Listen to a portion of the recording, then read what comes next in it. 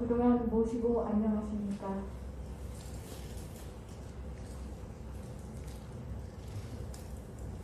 오늘 포독 162년 11월 21일 시의식을 공행하겠습니다. 먼저 성수를 공정하겠습니다.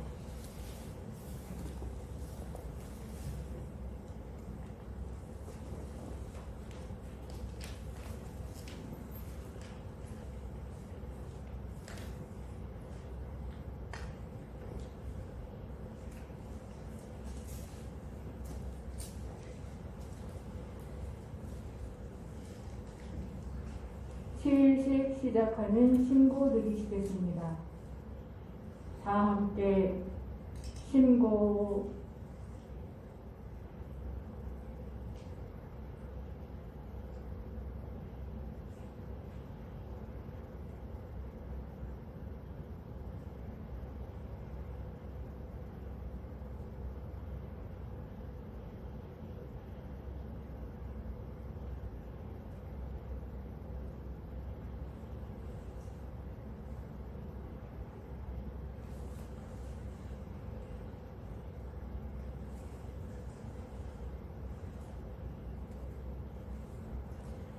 주문 3회 병송하겠습니다.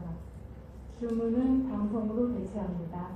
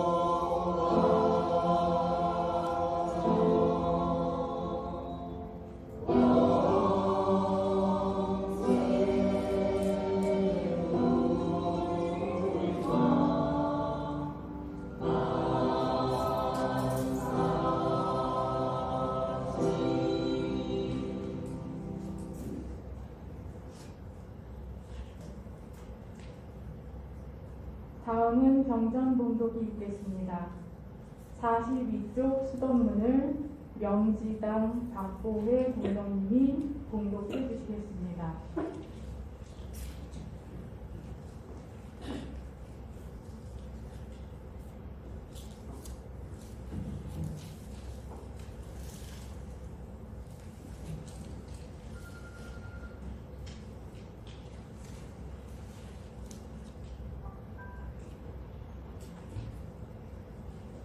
수덕문 원형 이정은 천조에 떳떳한 것이요 오직 한결같이 충돌을 잡는 것은 인자의 성입니다. 그러므로 나면서부터 아는 것은 공부자의 성인 나타내요 배워서 아는 것은 옛 선비들의 서로 전하는 것입니다. 비록 애써서 얻은 참견 법칙이라도 다 우리 스승의 성격으로 된 것이요 선왕의 예의를 잃지 아니할 것입니다. 나는 동방에 태어나 부질없이 세월을 보냈으니 겨우 가문의 명예를 보존했을 뿐이요 비난한 선비임을 면치 못하였노라. 선조의 주민은 절개가 용산에 나무이 있고 우리 임금의 성덕은 해가 다시 임진병자에 돌아왔더라. 이같이 남은 음덕이 그치지 아니하고 물 흐르듯 하여 아버님이 세상에 나타나심에 이름이 한도에 적혔으니 선비들이 모르는 이가 없었고 덕이 윗대로 되었으니 어찌 자신의 남은 병사가 아니겠는가. 슬프다. 박사의 평생은 세월이 붕붕과 같이 흘러가서 나이 40에 이름에 공부한 것은 울타리가에 버린 물건으로 마시고 마음에는 탓을할 뜻이 없습니다. 한편으로는 비번의 살을 지으시고 한편으로는 각기시의 글귀를 읽으십니다. 지팡이를 짚고 지킨을 쉬는 것은 마치 처사의 행색 같고 산이 높고 물이 긴 것은 선생의 풍도와 다름이 없어라. 구미산의 기이한 봉우리와 해이한 돌은 월성 금호산 북쪽이요 용주의 맑은 못과 보배로운 시내는 맵도 마른 해석쪽이다. 동산 가운데 복숭아꽃은 고기잡이 배가 알까 두려워하며 집 앞에 푸른 물은 뜻이 강태공에 낚시에 있었더라.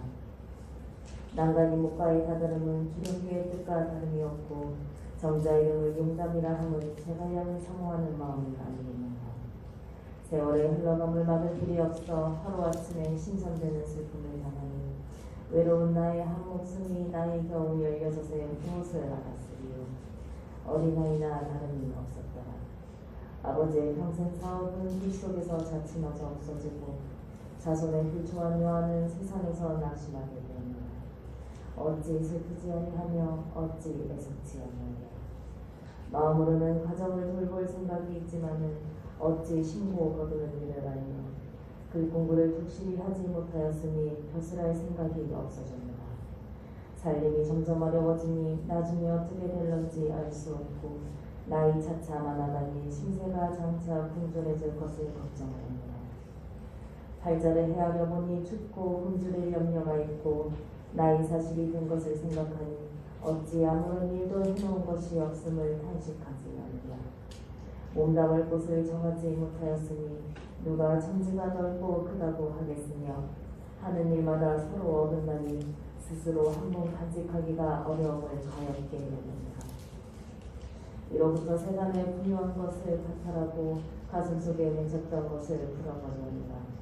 용담의 옛집은 가친께서 가르치던 곳이요 동도 신부는 오직 내 고향이니라. 처자를 거느리고 용담으로 돌아온 날은 김년 10월이요 그 운수를 타고 돌을 받은 시절은 경신년 4월이라. 이 또한 꿈같은 일이요 형상하기 어려운 말입니다. 주역계의 대정수를 살펴보고 상대적 경천한 이치를 자세히 읽어보니 이에 오직 옛날 선비들이 천명에 순종한 것을 알겠으며 후학들이 잊어버린 것을 스스로 탄식할 뿐이다. 닫고 단련하니 자연한 이치한 일이 없더라. 공부자의 도를 깨달으면 한 이치로 된 것이요 오직 우리 도로 말하면 대체는 같으나 약간 다른 것입니다. 의심을 버리면 사리에 떳떳한 것이요 예와 지금을 살피면 인사에 할 바니라. 포독할 마음은 두지 않고 지극히 치성한 일만 생각하였더라. 그렇게 미루어 다시 16년을 만나니 때는 6월이요 절기는 여름이었더라. 좋은 것들이 자리에 가득함에 먼저 돋닿는 법을 정하고 어진 선비들이 나에게 물음에 또한 포덕을 권한다. 가슴에 불사약을 지녔으니 그 형상은 궁울이요 입으로 장생하는 주문을 외우니 그 글자는 21자라. 문을 열고 손님을 맞으니 그 수요가 그럴듯하며 자리를 펴고 법을 베푸니 그 재미가 그럴듯하도다. 어른들이 나아가고 물러가는 것은 마치 삼천제자의 반열 같고 어린이들이 욱하고 절하는 것은 6, 7의 을품이 있는 것 같도다. 나이가 나보다 많으니 이 또한 자궁의 예와 같고 노래 부르고 춤을 추니 어찌 공자의 춤과 다르랴. 이니 예지는 옛 성인의 가르친 바요 수심정기는 내가 다시 정한 것입니다. 한번 입도식을 지내는 것은 하느님을 길이 모시겠다는 중한 맹세요 모든 의심을 깨쳐버리는 것은 정성을 지키는 까닭입니다. 의관을 바로 갖추는 것은 군자의 형식이요 길에서 먹으며 뒷짐지는 것은 천한 사람의 버릇입니다. 도가에서 먹지 아니할 것은 한 가지 네발 짐승의 나쁜 공기요 몸에 해로운 것은 또한 찬물에 갑자기 앉는 것입니다. 유분열을 막는 것은 나라 법으로도 금하는 것이요 누워서 큰 소리로 주문을 외우는 것은 나의 정성된 도의 태만함입니다. 그렇듯이 편히 이것이 수칙이 됩니다. 아름답도다 우리 도의 행하며 붓을 들어 글을 쓰니 사람들이 왕이지의 필적인가 의심하고 입을 열어 오늘 부르니 누가 나무꾼 앞에서 머리를 숙이지 않겠는가. 허물을 뉘우친 사람은 욕심이 석순의 재물도 탐내지 아니하고 정성이 지극한 아이는 다시 사방의 총명도 부러워하지 않더라. 용모가 환태된 것은 마치 선풍이 불어온 듯하고 오랜 병이 저절로 낫는 것은 현적의 어진 이름도 잊어버릴 만하더라. 비록 그러나 도성망일이 되는 것은 정성에 있고 사람의 달려입니다. 혹은 떠도는 말을 듣고 닦으며 혹은 떠도는 주문을 듣고 외우니 어찌 그릇된 일이 아니며 어찌 민망한 일이 아니겠는가. 안타까운 나의 심정은 날로 간절치 않은 날이 없고 빛나는 거룩한 덕을 혹 그르칠까 두려워하노라. 이것은 또한 직접 만나지 못한 탓이요 사람이 많은 따름이라. 먼 곳에서도 서로 마음과 마음은 비치어 응하지만 또한 그리운 회포를 이기지 못하겠고 가까이 만나서 정의를 펴고자 하나 반드시 지목받을 혐의가 없지 아니하므로 이 글을 지어 펴서 보이니 어진 그대들은 삼가 나의 말을 들을지어다. 대저 이 도는 마음으로 믿는 것이 정성이 되느니라. 믿을 심자를 풀어보면 사람의 말이라는 뜻이니 사람의 말 가운데는 옳고 그름이 있는 것을 그 중에서 옳은 말은 취하고 그른 말은 버리어 거듭 생각하여 마음을 정하라. 한번 작정한 뒤에는 다른 말을 믿지 않는 것이 믿음이니 이와 같이 닦아야 마침내 그 정성을 이루느니라. 정성과 믿음이여 그 법칙이 멀지 아니하니라. 사람의 말로 이루었으니 먼저 믿고 뒤에 정성하라. 내 지금 밝게 가르치니 어찌 믿어온 말이 아니겠는가. 공경하고 정성 들여 가르치는 말을 어기지 말지어다.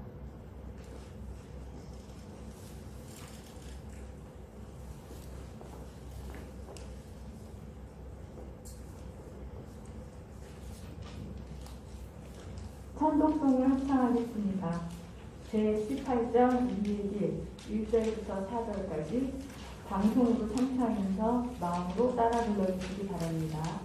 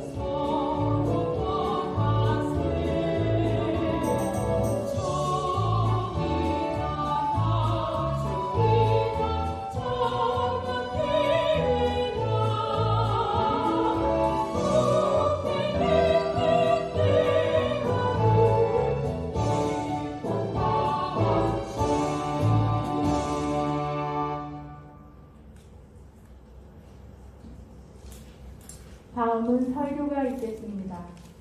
패러다임의 전환이라는 주제로 정암 박정현 선생님께서 말씀해 주시겠습니다.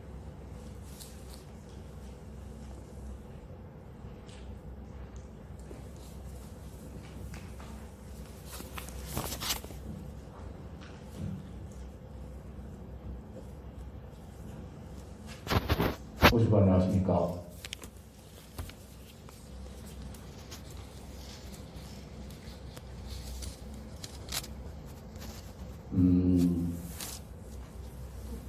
코로나19로 인해서 그동안 사회 관계가 단절되었다가 위드 코로나로 이제 방역의 방향이 바뀌게 됐습니다.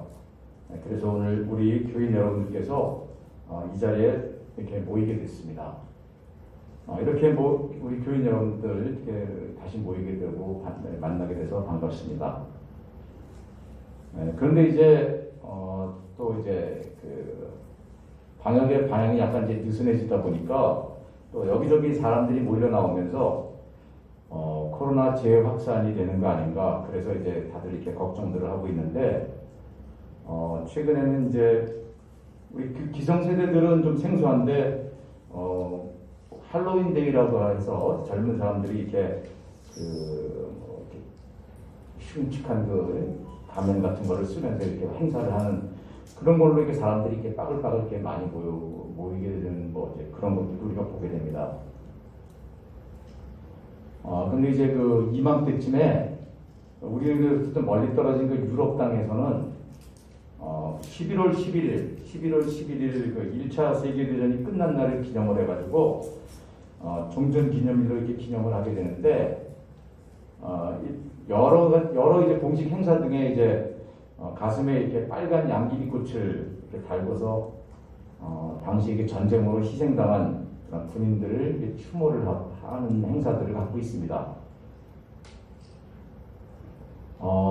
지난 이제 그 100여 년이 훨씬 지났지만 1차 세계대전을 돌이켜보면 1차 세계대전의 특징은 이제 참호전이라고 얘기를 합니다. 참호전. 참호를 이렇게 깊게 파가지고 그 속에서 이제 생활을 하면서 상대방의 이제 공격에 대비를 하는 겁니다. 이 참호의 총 길이는 수백 킬로미터 정도 된다고 합니다. 우리나라로 따지면 서울에서 부산보다 훨씬 더 긴 길이가 이렇게 연결되어 있는데, 이 모든 참호들이 다 이렇게 하나로 이렇게 연결된 것은 아니고, 하나의 참호에는 대개 이제 일반적으로 이제 한 몇 킬로, 수 킬로 정도 이상 그렇게 이제 참호가 이렇게 이루어져 있습니다. 이 참호가 이제 병사들의 생활 공간이 되는데, 그러다 보니까 이제 화장실도 이 바깥에 있는 게 아니라 이 참호 안에 있습니다. 근데 이제 비가 계속 며칠째 계속 내리게 되면 이 참호에 이제 물이 넘치게 되는데, 그렇게 되면 이제 그 오물도 그 화장실들 물이 넘치게 되니까 오물도 이제 함께 이렇게 흘러서 넘치게 됩니다. 근데 이제 비가 이렇게 자주 오는 계절에는 이렇게 평소에 오염된 게 물들이 병사들이 이제 생활하고 있는 이 참호 안에 늘 어느 정도씩은 고여 있게 됩니다. 그렇게 되다 보니까 이제 병사들도 그 물을 갖다가 늘 이렇게 발을 갖다 물 속에 담그고 생활을 해야 되는 겁니다. 그런 공간에서 기약 없이 하루하루를 살아가는 겁니다. 우리 교인 여러분들께서는 혹시 참호족이라고 하는 그 병에 대해서 들어보신 적이 있는지 모르겠습니다. 조금 전에 말씀드린 것처럼 참호에 이제 물이 차가지고 이제 그렇게 고여 있는 그런 생활 터전에서 늘 이렇게 물에다가 발을 담그고 생활하다 보면 발하고 다리가 퉁퉁 부어오르게 되고, 또 이제 오염된 그 물에 감염이 되면 결국은 이제 그 다리가 썩게 되고, 이런 일종의 이 참호 속에서 이루어지는 발과 다리에 생기는 그러한 질병들을 참호족이라고 부릅니다. 이런 생활의 끔찍함뿐만 아니라 1차 세계대전은 물론 모든 전투가 다 끔찍한 전투였는데, 그 중에서도 가장 대표적인 전투라고 한다면 프랑스 북부지방에 있는 베르댕이라고 하는 곳이 있습니다. 이 베르댕이라고 하는 곳에서 1916년 2월부터 10월까지 그 프랑스하고 독일이 이렇게 벌인 그런 전투가 가장 악명 높은 그 전투로 유명합니다. 이 베르댕 전투에 임할 때 이 독일군의 전략은 뭐였냐면 그 엄청난 물량의 포탄을 갖다가 프랑스 진영에다가 쏟아부은 다음에 총 공격을 해가지고 빠른 시간 내에 프랑스군을 전멸시킨다는 게 그 전략이었습니다. 그래서 하루하루 날짜를 보다가 그 2월에 그 어느 게 맑게 청명한 날, 맑게 개인 날 아침에 이제 독일군의 야포가 일제히 이제 포탄을 쏘아대기 시작합니다. 근데 이때 이제 그 쏘아댄 포탄이 어느 정도냐면 프랑스 군이 있는 그 참호에는 1분당 한 40 내지 50발씩, 그러니까 다시 말해서 한 1초당 한 발꼴로 포탄이 떨어집니다.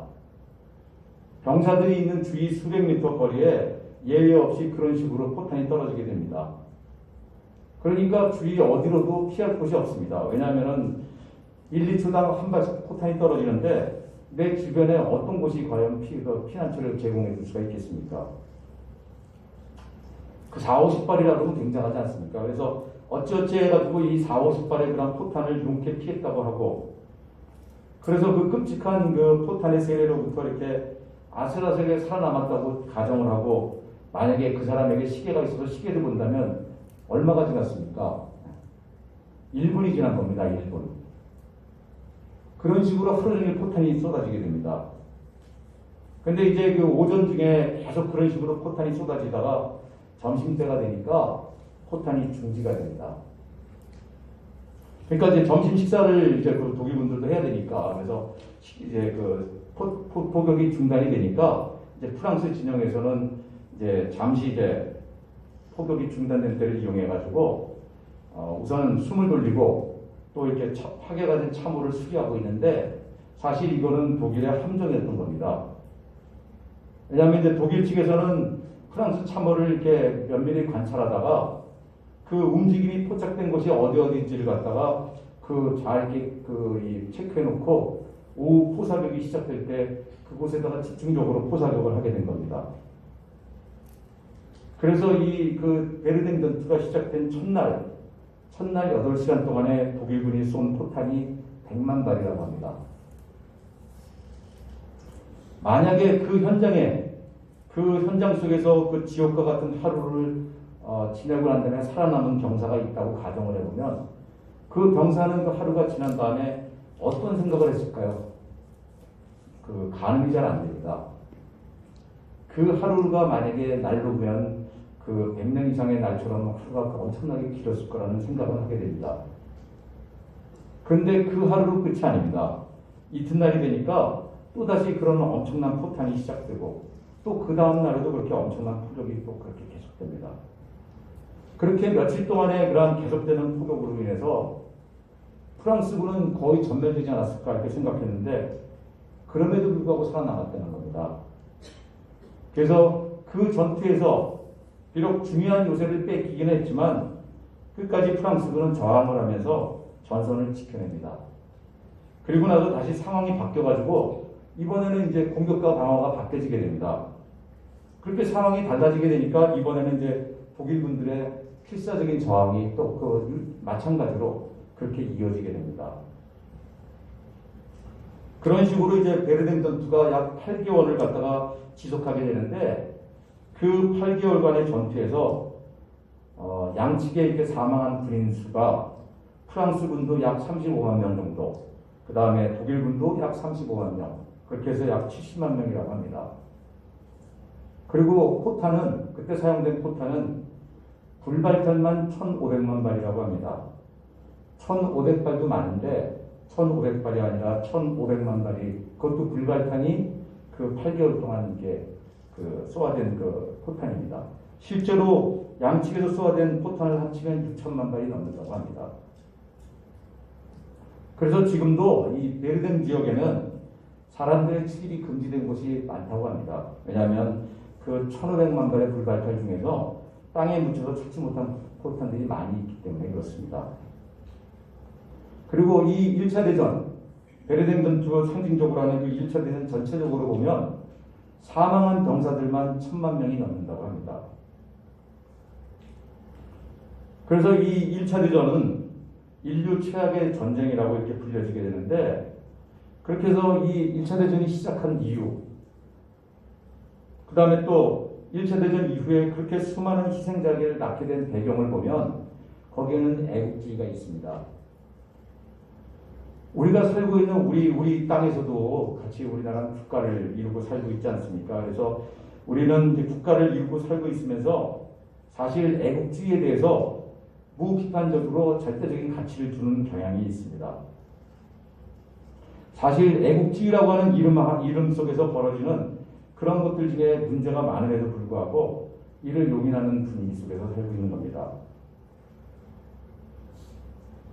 우리가 뭔가를 안다, 나는 뭐를 알고 있다, 이렇게 뭔가를 안다 이렇게 얘기할 때 그 안다고 하는 것은 사실 내 이 의식세계, 의식하고 또 내 생각 이런 곳에서 헤아릴 수 있는 거 이런 것을 갖다가 우리가 안다고 얘기를 합니다.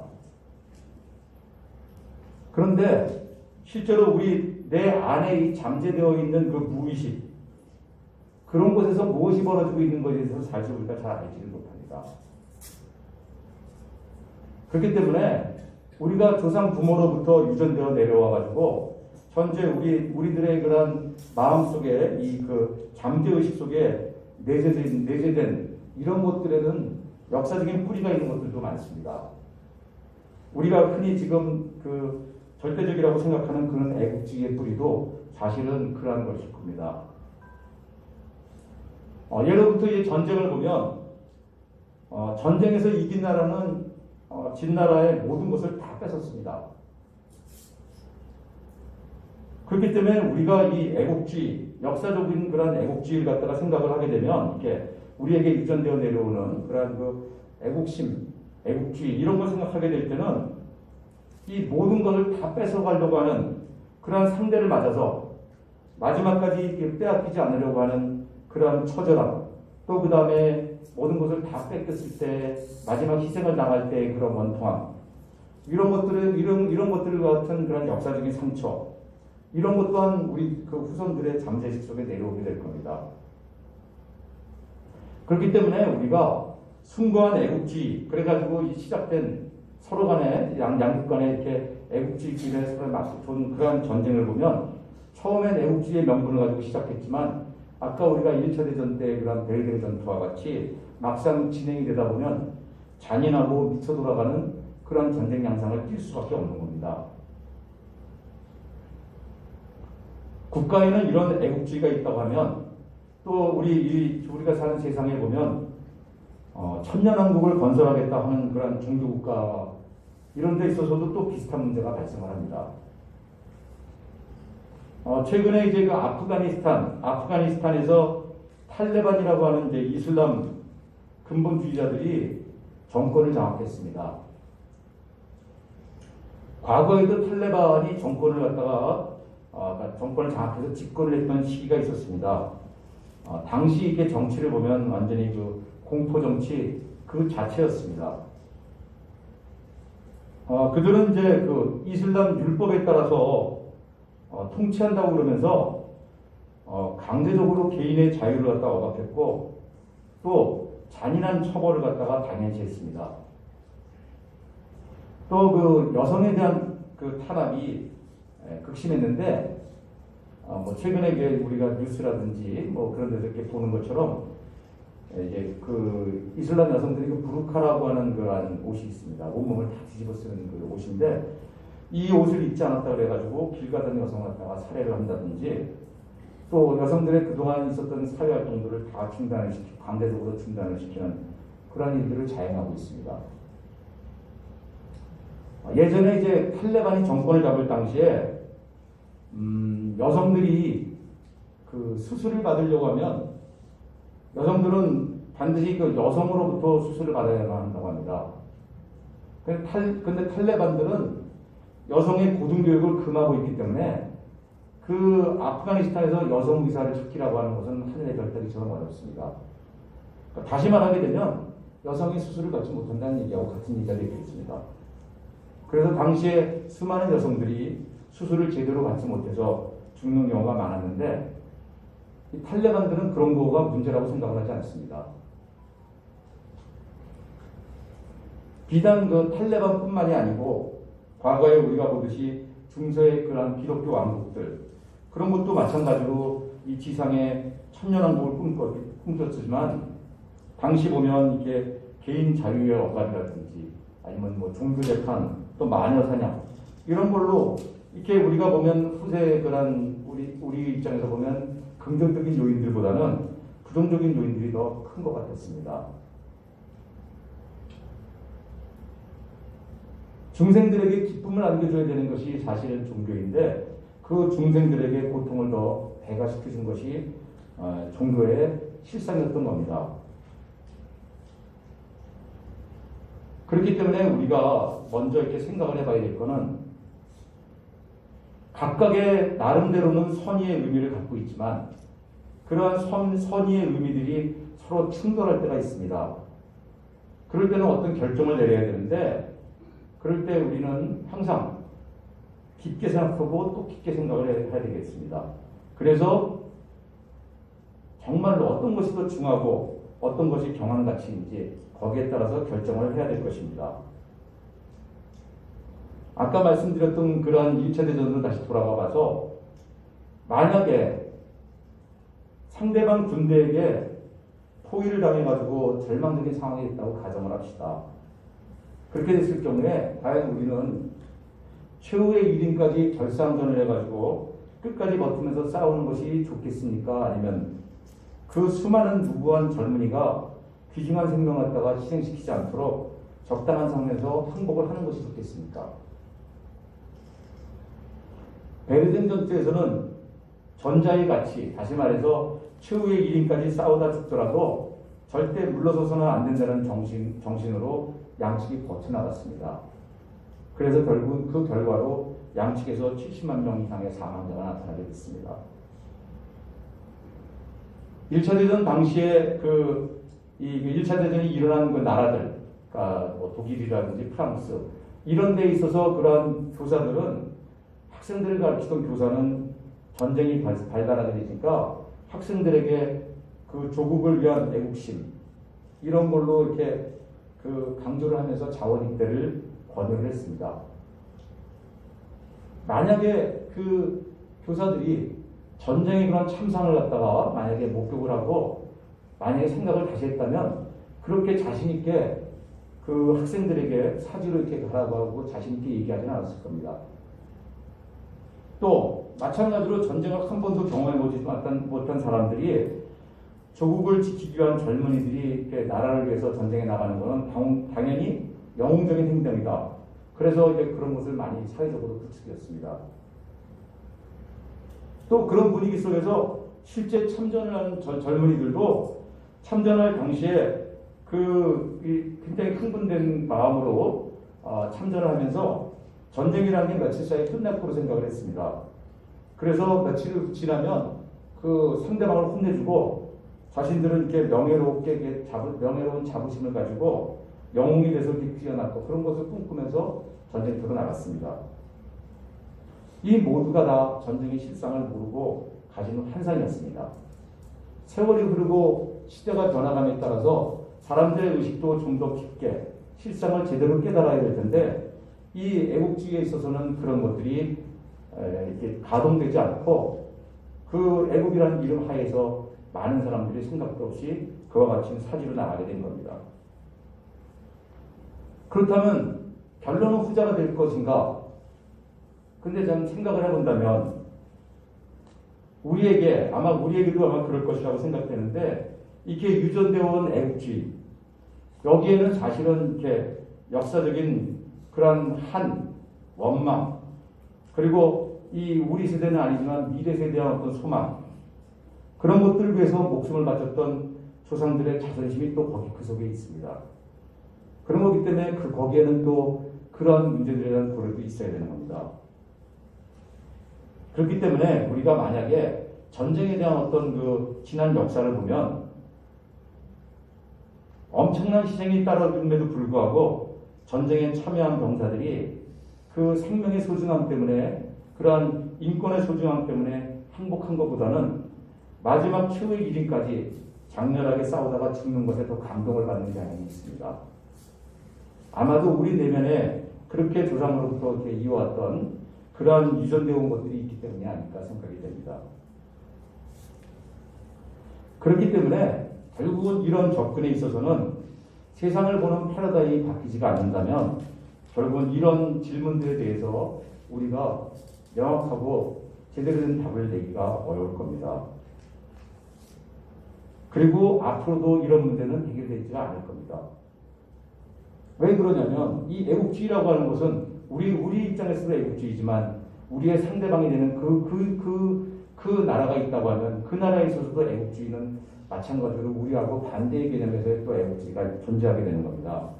그리고 그 애국주의, 민족을 위한 민족주의, 그 이면에는 자국에 대한 이익이 우선이 되는 겁니다.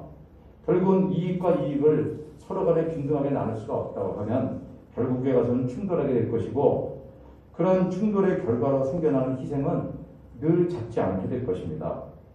왜 그러냐면 일단 충돌이 벌어지게 되면 어떠한 희생을 치르더라도 상대방이 불복하면 안 되기 때문에 희생은 희생을 계속 나누는 그러한 악순환이 반복이 될 것입니다. 그렇기 때문에 기본적으로 우리가 아까 제가 말씀드린 것 같이 선의의 의미를 가지고 있는 이런 애국주의 또 이 세상에 그 하느님의 나라를 건설하겠다고 하는 천년왕국 이 모두가 다 높은 가치를 가지고 있지만은 이로부터 파생이 되어 온 그런 맹목적인 애국주의라든지 종교적 극단주의 이런 것이 결국에 와서는 그 안에 실상을 제대로 깨닫지 못하는 데서 생겨난 미망심의 결과라고 생각을 하게 됩니다. 우리 교인 여러분들도 다 아시는 바와 같이 성산인 법설, 이념을 개벽설에 보면 정신을 개벽하자 하면 먼저 자존심을 모실 십자로 개벽하고 또 자존심을 개벽하자 하면 먼저 의구심을 정할 정자로 개벽하고 또 의구심을 개벽하자 하면 미망심을 알지자로 개벽하고 미망심을 개벽하자 하면 먼저 육신관념을 성령으로 개벽하라는 말씀이 있습니다. 자존심하고 의구심 여기도 물론 집단성이 있을 수가 있겠지만 개인적인 면이 강한 반면에 이 미망심이라고 하는 것은 개인적인 측면도 있지만 개인들이 모인 집단 속에서도 역시 나타나는 그러한 면이 강합니다. 방금 전에 말씀드린 것과 같이 그것이 비록 애국심이라고 하는 숭고한 뜻을 갖고 있다고 하더라도 그 이면에 실상을 갖다가 제대로 깨뜨리는 지혜가 동반되지 않으면 그 애국심 역시 미망심에 빠질 수 있는 위험성이 큰 겁니다. 성사님께서는 이 자존심과 의구심, 미망심을 개벽하는 방법에 대해서 이어서 말씀을 하셨습니다. 우리가 살아가는 동안에 일만 가지 여러 생각들이 계속 앞에 파도가 사라지면 뒤에 파도가 계속 이는 것 같이 자꾸 일어나게 되는데 이걸 물정심에 빠진 내가 억지로 끊으려고 해서 이게 되지가 않는다는 겁니다. 그렇기 때문에 어떻게 해야 되냐면 내 속에 어떤 내가 있어서 불신동종을 하고 있는가 그리고 또 무엇이 중하고 무엇이 경한가 이것을 깨닫는 거라고 그게 이제 육신을 개벽하는 것이라는 말씀을 하셨습니다. 그래서 여기서 이 두 가지 말씀 내 속에 어떤 내가 있어서 불신동종하고 있는가 이런 것과 또 무엇이 중하고 무엇이 경한가 이것에 대해서 한번 간단하게 생각을 해보겠습니다. 첫 번째로 이제 우리는 이제 하나님을 내 몸에 모시고 있습니다. 그래서 그 내 몸에 모시고 있는 그 하나님께서 불신동종을 하게 해주시는 건데 근데 이제 이 불신동종을 하고자 마음 먹는 거, 이 마음 먹는 거는 이제 누구냐면 육신관념을 갖고 있는 나입니다. 그렇기 때문에 이 물정심을 가진 나하고 이 참된 내 안에 참된 나인 그 하느님 이런 것을 분별하지 않고 모두 다 이렇게 하느님이 하시는 거다. 이런 식으로 생각을 더 이상 하지 않게 된다면 자존심이라든지 의구심이라든지 미망심 이런 걸 개벽할 수가 없습니다. 그렇기 때문에 생각으로 늘 이렇게 하느님 생각하고 물정심을 가진 사람의 생각을 분별하는 그런 습성을 지녀야 될 텐데 이게 이제 머릿속으로 지금부터 하자고 생각해서 이게 되지는 않는다는 겁니다. 그래서 그 출발은 이 일동일종, 그 다음에 어묵자와 누가 하느님의 간섭함으로 인해서 생겨난 것이다. 이런 것들, 이런 생활 속에서의 그런 것들에 대해서 하느님의 덕하고 은혜에 대해서 감사하는 마음, 이런 감사하는 마음을 생활하다 보면 점차로 이게 전도망상의 물정심에 빠진 내가 점점 바뀌어지게 된다고 하는 겁니다. 그렇게 되면 결국은 이제 하늘의 생각과 물정심을 가진 사람의 생각을 분별하는 그러한 지혜가 생겨나기 시작한다는 겁니다. 그래서 이제 둘째로 보면 무엇이 중하고 무엇이 경한가, 그런 점에 있어서 그동안에 우리들이 육신관념을 갖고 살면서 중하다고 생각했던 것, 이런 것들이 실상은 경한 것이고, 그동안 모르던 시절에는 믿고 살던 그런 하늘님을 갖다 생활 속에서 매매해서 생각하면서 사는 것, 이런 게 가볍게 보일지는 몰라도 이런 것이 중한 것이라는 겁니다. 그래서 중하고 경한 것을 깊게 생각하고 분별하면서 생활하는 것을 습관화해야 된다. 이런 것이 여기에 길이 있다고 하는 겁니다. 전에 이제 그 월산 선생님께서 설교 말씀에 세상 사람들이 자신은 안 미쳤다고 하는데 실상 다 미쳤다, 이렇게 그 말씀하신 적이 있습니다. 사람들은 어떤 게 됐든 간에 중도의 절제를 택하는 사람들은 보기가 힘듭니다. 무엇이든 간에 이렇게 빠지게 되면 중도의 절제를 택하기보다는 그 극한까지 가는 경향이 있습니다. 계속 아까 반복된 얘기지만 아무리 애국주의가 숭고한 가치가 있다 하더라도 그 1차 대전에 그 수많은 젊은이의 희생, 그리고 우리 베르린 전투에서 보여진 것 같은 그 수십만의 군인의 희생, 이것은 이 전쟁에 있어서 승리를 위해서 어쩔 수 없는 거다. 이렇게 생각을 하는 사람이 있다면 그게 어떻게 정상적인 생각이 될 수가 있겠습니까? 그리고 그렇게 엄청나게 많은 수의 이 사람들이 군사들이 죽고 민간인들이 죽었는데 그러한 그 희생으로부터 교훈을 얻었다면 이후에 세상이 달라져야 됐을 텐데, 불과 20년 지나가서 2차 세계대전이 일어나면서 그때는 더 많은 사람들이 죽었습니다.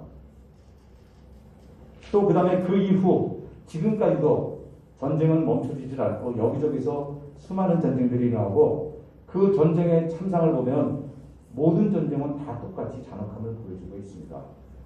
그러니까 이게 미친 게 아니겠습니까? 그래서 결국 이제 다시 이렇게 돌아와서 천년왕국을 이제 건설하고자 했던 중세의 그런 기독교 국가들, 또 그리고 현재의 그런 이슬람 국가들, 그들처럼 우리 천도교도 이 세상에 지상 천국의 건설을 꿈꿉니다. 그렇다면 이제 이미 이렇게 존재하고 있던 그런 종교 국가들하고 우리 천도교인이 꿈꾸는 국가는 어떤 차이가 있겠습니까? 뭐 그 결과는 어쨌든 간에 어느 쪽이든지 간에 하느님을 믿는 그 믿음을 기반으로 해가지고 하느님의 덕을 세상에 펴자, 이런 점에서는 차이가 없을 겁니다. 왜냐하면 현실이 잘못되어 있긴 하지만 현실을 갖다 잘못하게 하겠다고 그 나라를 기독교 왕국을 세우지는 않았을 겁니다. 결국은 이제 하느님의 덕을 세상에 펴고자 하는 일인데, 결국은 차이는 하느님을 믿는 그 믿음이라는 게 무엇인지 여기서 차이가 있습니다. 오늘 봉독한 그 수동문 끝에 그 대신사님께서 믿음에 대해서 이렇게 정의를 하셨습니다. 대저 이 도는 마음으로 믿는 것이 정성이 되느니라. 믿을 신자를 풀어보면 사람의 말이라는 뜻이니 사람의 말 가운데는 옳고 그름이 있는데 그 중에서 옳은 말은 취하고 그른 말은 버려 거듭 생각해서 마음을 정하라. 한번 정한 뒤에는 다른 말을 믿지 않는 것이 믿음이다. 이렇게 말씀하셨습니다. 우리 도에서 믿음이라고 얘기를 할 때에는 생각하고 또 생각해서 깨달음이 생겨나야만 됩니다. 그런 깨달음을 통해서 이제 마음을 정한다 하고 그로부터 이렇게 마음을 정하게 될 때 그때 비로소 믿음이 성립이 되는 겁니다. 깊은 생각을 하지 않고 어떤 권위에 의해서 하나님을 믿습니다. 이렇게 하는 것으로서 그렇게 믿음이라고 얘기하는 것은 우리 도에서 말하는 믿음이 아니라는 겁니다. 그렇기 때문에 우리 천도교에서의 신앙이라고 하는 것은 생각하고 또 생각해가지고 마음을 정한 것을 믿음이라고 하기 때문에 진리가 아님에도 불구하고 진리인 것으로 착각을 하고 살아가는 그러한 미망심을 우리 믿음 속에서는 경계하고 있습니다. 또 우리 믿음을 통해서 이것을 극복하고자 하는 겁니다. 더군다나 우리 스승님들께서는 그 방법으로서 주문을 통해서 시정지를 이룰 수가 있는데 이 시정지로서 미망심을 개벽할 수 있다. 이렇게 가르쳐주고 계십니다. 비록 아직 우리 사회에서 우리가 이것을 다 구현해내지는 못했지만 이 길이야말로 현재까지의 잘못된 패러다임의 전환이 될 수 있는 길이라고 생각을 하고 우리는 이 길에 제대로 들어왔다는 믿음을 우리 교인 여러분들이 다 가지시기 바라겠습니다. 그래서 깊게 공부가 된 그러한 한 사람이 되기 위해서 실현에 매진하자는 말씀을 드리면서 금요일 설교를 마치겠습니다. 감사합니다.